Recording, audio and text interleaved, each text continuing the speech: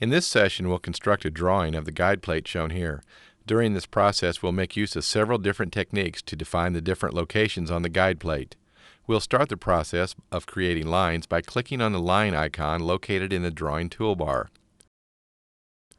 In order to define the starting point of the first line, we'll key in the coordinates 0, 0, and then press the Enter key. Notice that as we key in values, they are displayed in the command prompt area. Our first line will represent the bottom of the guide plate, which is 5.5 units long. So we'll key in 5.5, 0 to define the other end of this line. The line that has just been created is located along the very bottom edge of the graphics window. In order to improve the display, we'll move this line upward. We'll first click on the pan icon. And now we'll position the cursor in the middle of the drawing window, and then click and hold down the left mouse button while we drag the cursor. After we have positioned the line at its current location, we'll let up on the left mouse button and then press the Escape key to exit the pan option.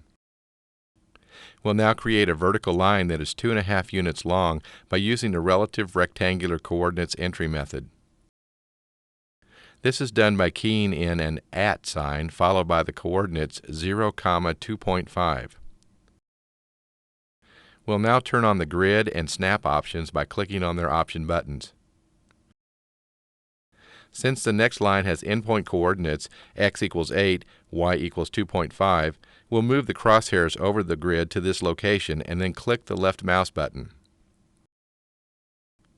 We'll now use the relative polar coordinates entry method in order to define a vertical line that is 3 units long. This is done by typing @3 followed by the less than sign and then the value 90.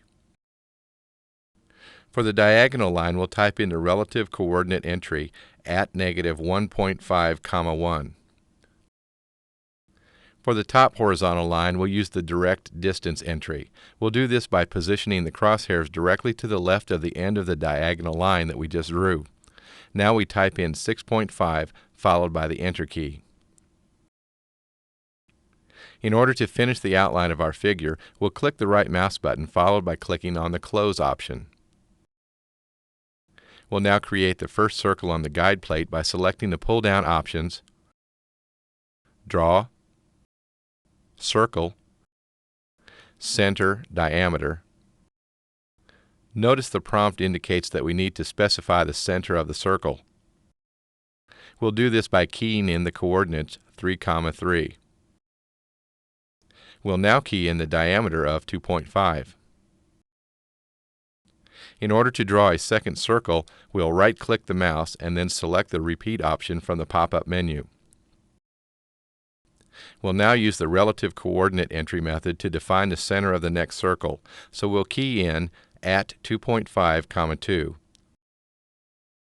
And then we'll key in 1.5 for the diameter of the circle.